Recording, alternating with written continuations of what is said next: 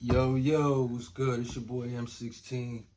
And your boy Wild Bill. We in the building today. Out back with another one. Bill, what's good, man? Everything is good, man. No doubt. Today we want to hit y'all. We want to talk about the youth and being incarcerated and how it affect our kids and how our kids are suffering from the fathers not being around, being in their children's life. That's a fact.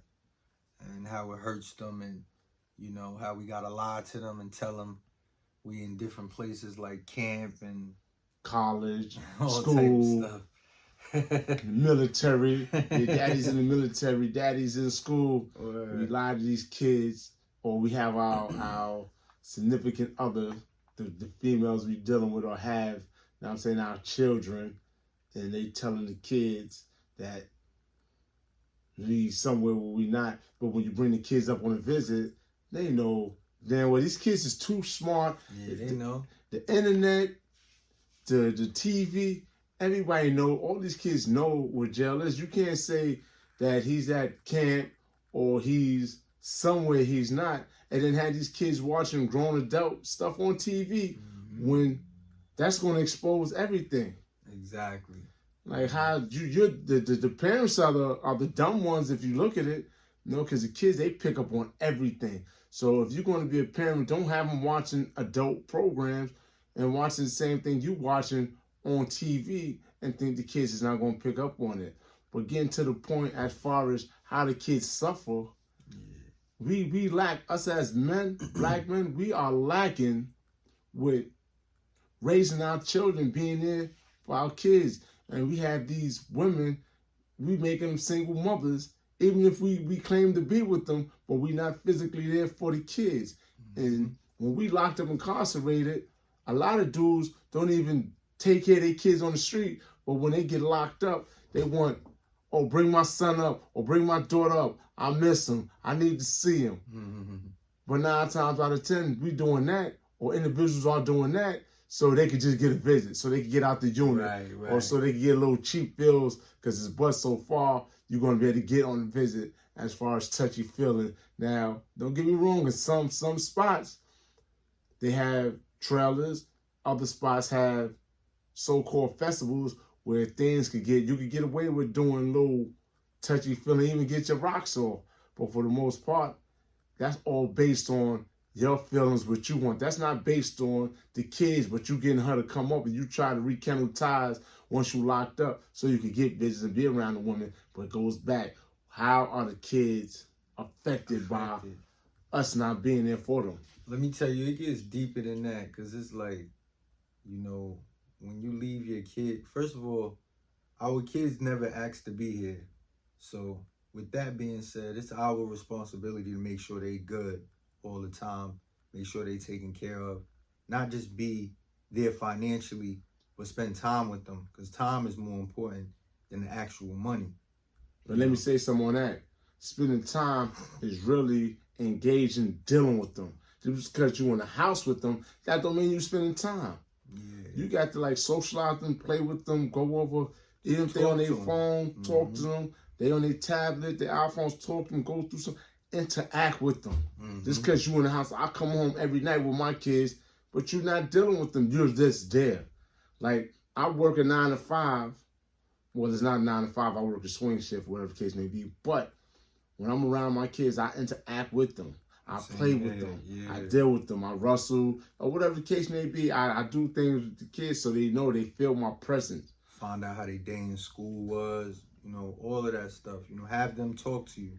You know what I'm saying? Don't just have them give you one-word answers. Like, really, you know what I'm saying? Even if you have to dig a little bit, you know what I'm saying? Get to know what they going through and stuff like that. Because, like, back to what I was saying, though, kids, they don't ask to be here, so it's our responsibility. And a lot of the times when we locked up and we trying to be fathers and stuff like that, we actually repeating the same cycle that a lot of us went through as far as not having our parents there.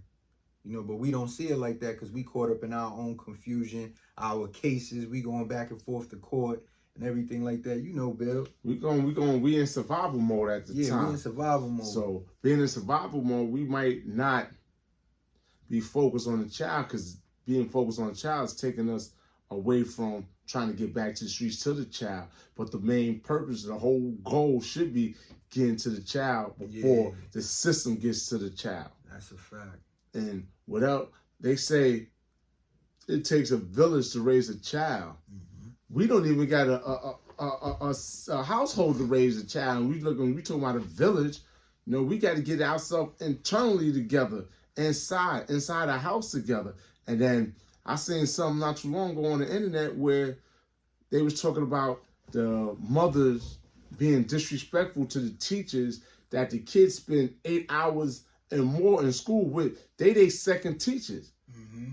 But the parents is not teaching the kid home. But when the teacher's trying to teach the kid something in school, the mother want to, I won't say second guess it, but they want to challenge that, and they want to tell them, oh, don't listen to her, and they want to beef with the teacher. So that gives the kid the emotion where, oh, I could say this, or I could lie, I could do this, away with it, and I could get away with it. My mother got my back. Mm-hmm. You know, Yeah. that teacher is like a second parent, and while the mother's doing that, they taking the love that the teachers had to teach and to raise these kids. They taking that love away from them.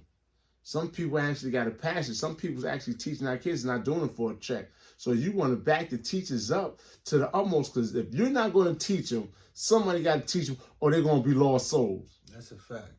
You know, and the teachers is there. But like I said, the teaching starts from the inside, starts from home. You got to educate your kids home and stop letting social media, stop letting these phones, tablets, Wrong and everybody things else raise them. You know. Yeah, you let everybody else raise them. The kid's not even physical. Let me tell you something, right? This is a funny story. I was in Walmart the other day with two of my sons, right? With both of my sons, right? And I let them run around. They brothers, right? Mm-hmm. They running around. They having fun. They playing in Walmart. And my two boys are physical. They got their phones. They got their iPads. But they physical little kids, so they play rough. And I'm watching these white people in Walmart, made me think, like back in the day when I walked by a white person, they clutch their pocketbook, they clutch their purse, or whatever the case may be. I remember that. Right? Now they doing that with their kids. And they kids, my son is 3 and 5 years old, my two boys, That's right? crazy. And the kid that the lady is clutching, he looked like he's about 10 years old. She's like scared, like, come over here. Like, stand right here, don't move. To a kid, and the kid is bigger than both my kids, but my kids is running around having fun. Right. You know, playing. That's what they do. Yeah. They have fun, they play. And these people got their kids so caught up, they not physical no more. And then the dude, a Walmart worker gonna tell me, oh, they can't play like that. They can't play fight in the store. And one of my sons, the older one, said, that's my brother. I could play fight with him when I want. And the 3-year-old said, yeah, that's my brother. We playing, you know? And I'm like, yo, leave him alone there, all right? Yeah. You know? Like, But you the get kids involved. checked them. Yeah, the kids checked them. But getting involved, that's what they do, you know? They love their daddy. They get a little freedom. But when I call them and I get serious, they know I'm a man. And they going to stop. When I raise my voice, I give them that look, they going to stop. Yeah. They know daddy's getting upset. And the older one, I check the younger one, like, yo, listen, daddy upset. Listen, just be good. Chill out. Shh. You know? Mm-hmm. So they being around each other, you know, because I got 2 different baby mothers. But being that they be around, I try to keep the brothers close. When I have one, I'm going to have the other one. I try to keep them close so they have that bond. And they both know they have a male figure in their life. That's and right. I talk to them every day because I know what I went through. I lost my father at a young age, but I didn't have the guidance. I'm going to give these kids the guidance they need. I'm going to try to put them on to the ways of the world early. And they're going to know, that's your brother. We got to stick together. All we got is us when daddy is gone, because nobody's going to be here forever. Right. Death is definitely promised. I say that all the time. I take my boys to the masjid. And my boys, they look forward to the other young Muslim brothers that's at the masjid. That's dope. So I'm starting at a young age. So it ain't like, yo, I've been Muslim for a long time. And it's not people, I don't like when people say, oh, you a jail Muslim. No, I came home and I went back to the prison, you know, because I wasn't mentally prepared to come home the first time. So I messed up and I went to the feds. I went from the state to the feds. But all the time that I was home, I made sure I held on to the rope of Islam. Right. And I'm raising my kids, the same way. So that's guidance. So that village is the Muslim community that's going to help me raise my kids. That's going to keep them on a straight path. Yeah, for sure. So that's my plan for upbringing my kids. I don't know other people plans, what they plan to do, but if they're not planning, what they say, when you don't plan, you plan to fail. That's a fact. So my kids is going to be different from the way I was. What it took me 40-something years to accomplish, I lost 20 plus years of my life. By the time they 25, inshallah, I'm still alive, I'm still around, they're going to be good. Because I'm going to teach them, and everything I work for, I'm working for the kids. My sacrifice in life is for the kids. I'm going to be a homeowner. Well, I got a house already, but once that house is paid off, I'm going to be old. Unless something happens in between, but it still goes to the kids. The kids are going to benefit. Right.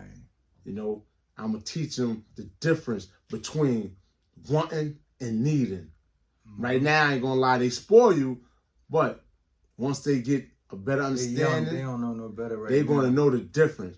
Daddy, give me this, give me that, give me this. But when they get older, and, when kids get older in general and they have to deal with a parent being locked up, there's a psychological effect that it has on the kid. And I want to get into that a little bit about how it affects the child, because it's really untold. Nobody really talks about it. But I'm pretty sure if the kid is comfortable with their parent in their life, and then all of a sudden they're stripped of that for, let's just say, hypothetically speaking, 10 to 15 years. So now the child goes from being in elementary school to now when their dad comes home, they grown and they out of school. There's a big respect factor if you're not on top of your game, if you're not writing them, if you don't have the woman, the mother, on top and helping you and letting that kid know what's the real. Not daddy's in the military, daddy is over here. The kids know better than that. You better off telling the kid the truth so he can understand. Listen, your daddy made a mistake in life as far as, he made bad decisions. So we're going to teach you. Y'all got to work together as a team so you can teach him and show him like this what happens when you make certain decisions. And dudes make that excuse saying that, oh, I was doing it for my family. I was doing it. No, you was doing it for yourself, for your own selfish reasons. So you got to be straight up, telling the truth. We lie enough to our kids about these holidays, these pagan holidays, Christmas, Easter, and all that. We don't need to lie no more. Tell them the truth. Start young. Start them young by telling them the truth. Let them know what it is so they can understand. About these bad decisions that we made. We need to take responsibilities for the decisions we made. And we got to start learning the effect of these bad decisions that's being made. Speaking of the effect, do you think like when a child comes to visit, like when we locked up in our child, because when I was locked up, I told my baby mother not to bring my daughter, just because the searching. The searching? Nah, it's just because I ain't want like history to repeat itself. I ain't want my daughter to see where I was at, and then like if I was going to court, it was a different story. But just having her come visit me while I was locked up in jail. My kids, let me tell you something. The effect of my kids, if I had them kids come to jail and see me right now, them being taken away, or them not being able to do what they want to do with me on a visit, it's going to be traumatizing to them. The COs have a tendency of making you feel less than a man. Yeah. And I want my kids to always look at me as a man. I'm the superior being. So when you go to jail and the police is telling you, the COs is telling you can't touch your kid, you can't pick them up, you can't hold them, or your kid can't do it, we're going to terminate the visit. And even at the end of the visit when it's over, I got to go one way, they got to go another way. That's traumatizing. Yeah. Let's say if the kid really loves you, he miss you, he ain't see you. My kids is used to seeing me on the regular. They used to being me on the regular. So that's traumatized alone, just these visits. you being away from them.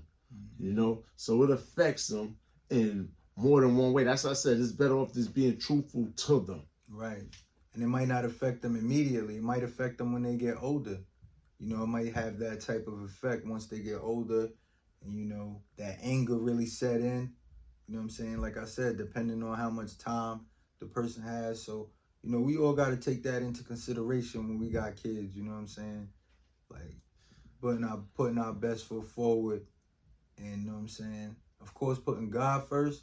But then, right after God, you know what I'm saying? Put your kids next. Because we got to go in this. We can't go in this like thinking selfishness. You know what I'm saying? Being selfish, thinking selfish. You know what I'm saying? I got to do this. I got to do that for me, me. You know, don't do that. It's time when you in these penitentiaries, they used to call penitentiaries universities because when I first went to jail, I was in Sing Sing. I was 19 years old, and I was with the individual that was accused of killing Malcolm X, Rasul, right? Wow. And that's crazy. The first thing they did when I got there, I was the youngest dude in Sing Sing at the time. I was 19 years old. The first thing they did was grab me up, the Muslim brothers, and they started making me read.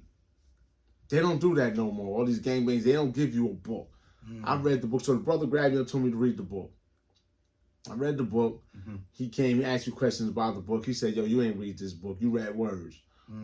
Go read that book again and give me your understanding of this book. What book was it? I can't remember. I read so many books. I just thought it might have been the Quran or something. No, the Quran, you got to read that anyway. It was a book. I forgot. I read so many books over time, but the point of the matter is these jails, you have the time to read and educate yourself. You know, I went in there with no GED and I studied for 90 days and I got my GED the first go around. You know, you was able to focus. And I was into a whole bunch of other stuff, but I was still able to read and focus and do what I had to do because the old timers wasn't letting me just do whatever. Yeah, you got your time, but this what you need to hit on. You know, and it goes back. You educate yourself so you can educate your kids so your kids don't make that same mistake. You know? And while we on that, let's talk about how they passed a new law where like juveniles can be charged as adults now. That's not a new law. They charged me as an adult when I was a juvenile. That been going on for years. Oh yeah, that ain't nothing new. Yeah, they just passed a new law or something. They charged me as an adult back in '92. How old was you? 16 years old. Oh, they charged me. They've been doing that. Oh, all right. So that's nothing new, you know. Yeah. But be careful. They take your kids away from you. That's what you got to watch out. I know dudes that was charged as adults in juvenile. I know dudes that was charged, they did some things, and they've been locked up since juvenile, I've been with them back in the 80s, and they still ain't come home. Damn.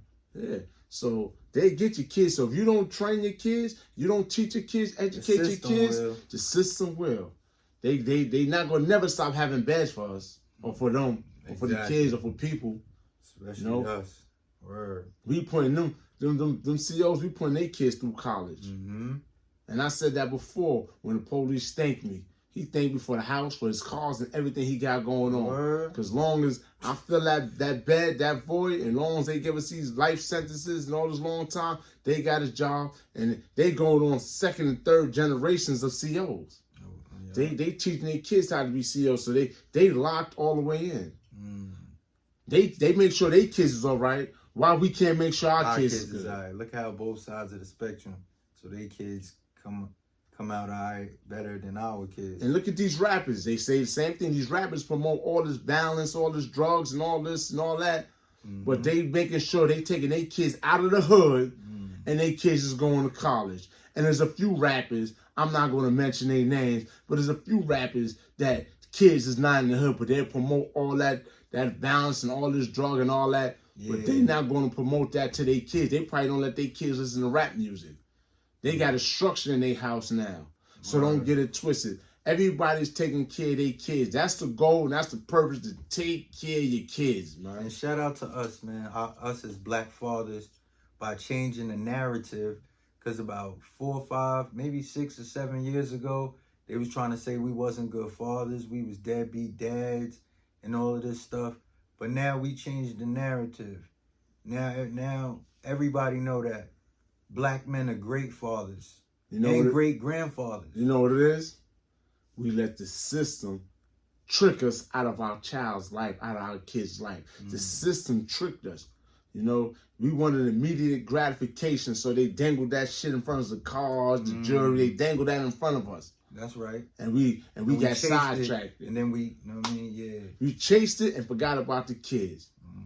But on that note, we're going to let you go. We got more to come. For sure. We're going to hit on different topics, you know, topics that's beneficial for our people. We try to put a message out there. That's right. And I hope all the supporters that view my channel, you know, like I said, I'm Wild Bill. That's M16. M16. I know we got crazy names and we try to preach something positive. You know, how they say, don't kill the messenger, just get the message. You know? So that's what we on right now. Don't shoot the messenger. You know what I'm saying? Just get the message. That's all that matters. All right? We're going to let you go. Peace and blessings. Yeah. All right? One.